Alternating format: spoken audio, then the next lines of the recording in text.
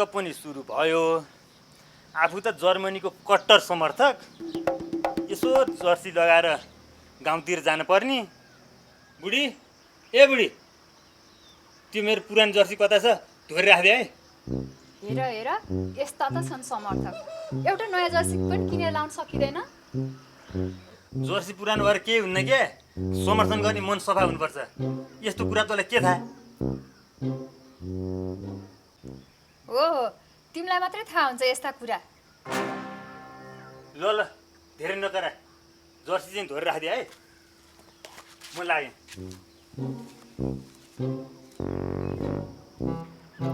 फेरि कता डुल्न जान लागे?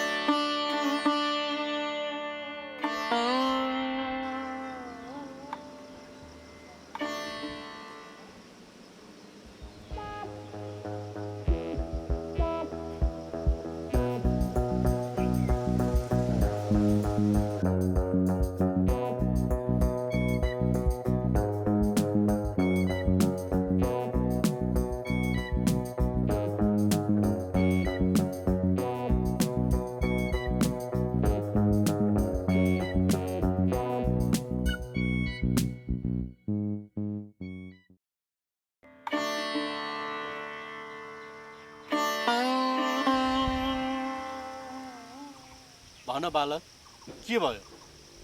बाबा नमस्ते। तथास्तु बालक। अनि बाबा, चारैतिर विश्वकपको माहौल छ, अनि तपाईँ चाहिँ हेर्नुहुन्छ कि हुन्न? अवश्य हेर्छु बालक। अनि तपाईँको समर्थन कुन टिमलाई हो नि? मेरो वस्त्रको रङ हेर्दा के लाग्छ तिमीलाई? मेरो वस्त्रको रङ हेर्दा के लाग्छ तिमीलाई? मेरो समर्थन सधैँ ब्राजिलको टिमलाई। वाह बाबाजी वाह, क्या लाइन दिनुभयो। अनि बाबा, तपाईँहरू त भविष्यवाणी गर्ने मान्छे, साँच्चै यसपालिको विश्वकप कसले जित्ला? यो भनेको एउटा खेल हो बालक। यसमा जुन टिम बलियो छ, सक्षम छ, योग्य छ, उसैले विजय हासिल गर्छ बालक। वाह बाबाजी वाह, साह्रै मिठो कुरा गर्नुभयो। हस् त बाबा, म लाग्छु पनि। तथास्तु बालक।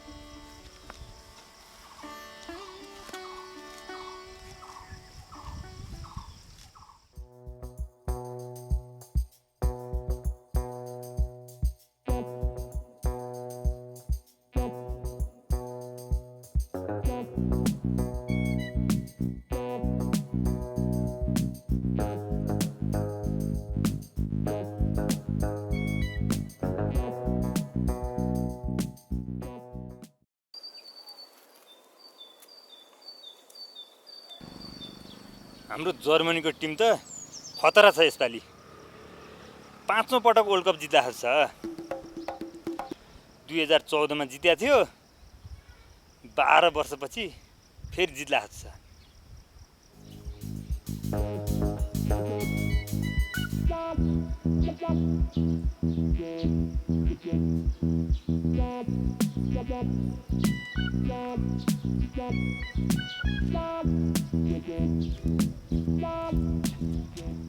के छ जर्मनीको हालखबर?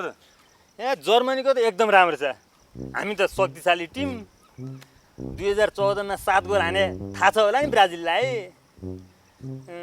धेरै साथ नबन्ने फेरि अहिले लत हान्नु पर्ला नि। ए 12 वर्षमा खोलो फर्किन्छ भन्थे, खोइ यसपालि पनि तिमीहरूको खोलो फर्केला जस्तो मलाई लाग्दैन ल। धेरै बढी बोलो यसले। ब्राजिलको टिम कस्तो छ तँलाई थाहा छ? हेरौँला भने हेरौँला के हुन्छ।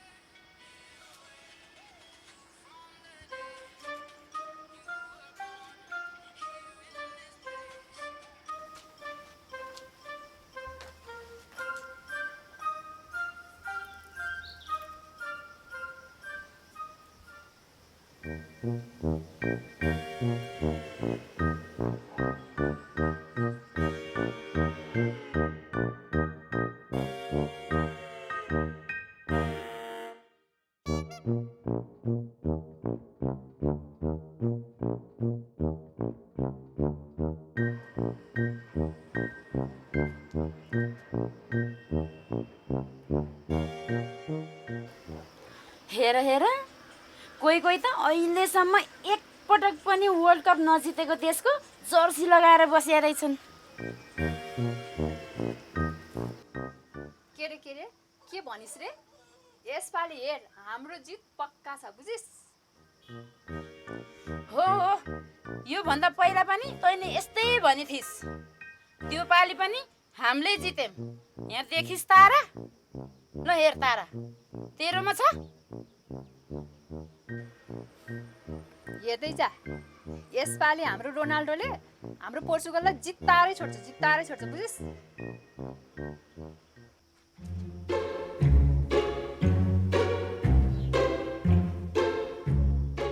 तैँले कसले उम्लो ठडाएको छ? तँलाई छोडाएको तँलाई। ए मलाई पो ठडाएको उम्लो?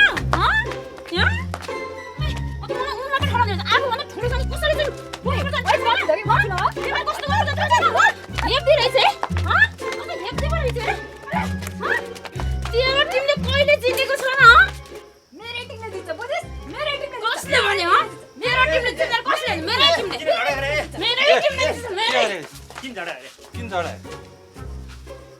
ए पहिले मेरो बुढीले किन समाते? तैँले चाहिँ मेरो बुढीलाई किन समाते? छोडिदे नि त आफ्नो बुढीलेसम्म।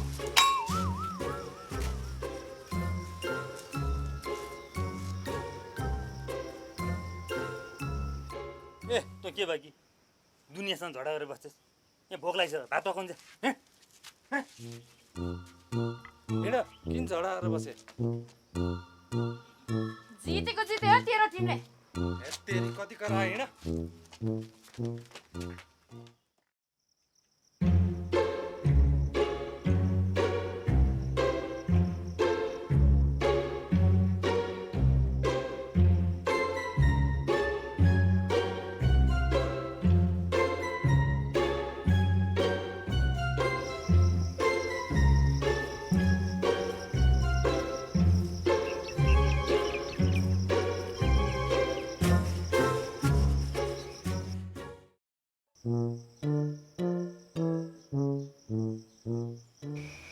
अनि बा जर्सी त लाउनु भएको रहेछ।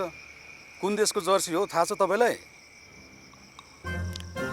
सर्लक्क पारे किन थाहा नपाउनु? सस्पेन्सको के यो सस्पेन्सको त्यति पनि थाहा छैन? सस्पेन होइन बा, स्पेन हो। अनि बा स्पेनलाई किन समर्थन गर्नुभएको त तपाईँले? हाम्रो पार्टीको एउटा कार्यकर्ता छ नि सस्पेनमा सर्लक्क पारेर।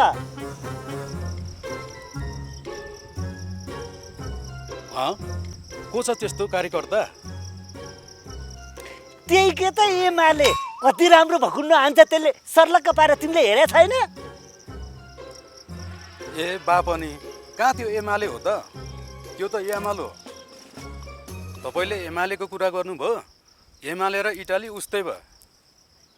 एमाले सरकारमा छैन, इटाली वर्ल्ड कपमा छैन, दुइटै गायब भयो अहिले। सर्लक्क पारेर अब जाऊ त।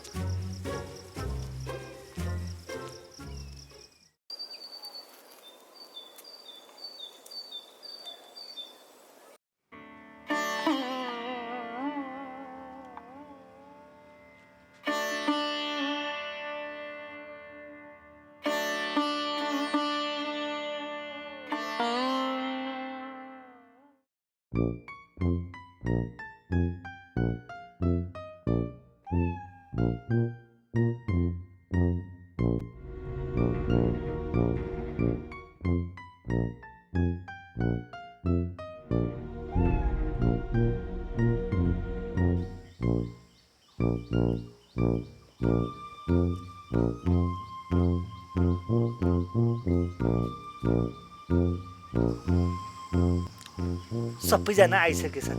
सर्लक्क पारेर अहिले बोलाउनु पर्दैन?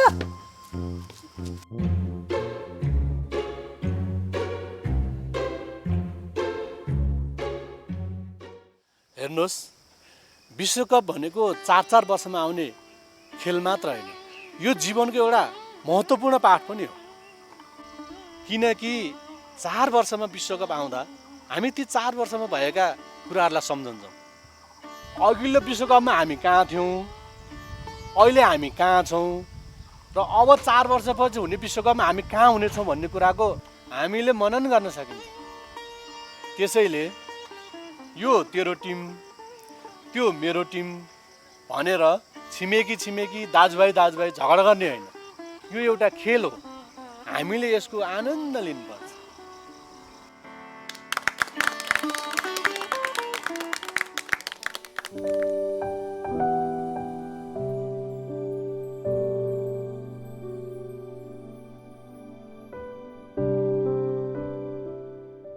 सबैको जय हो।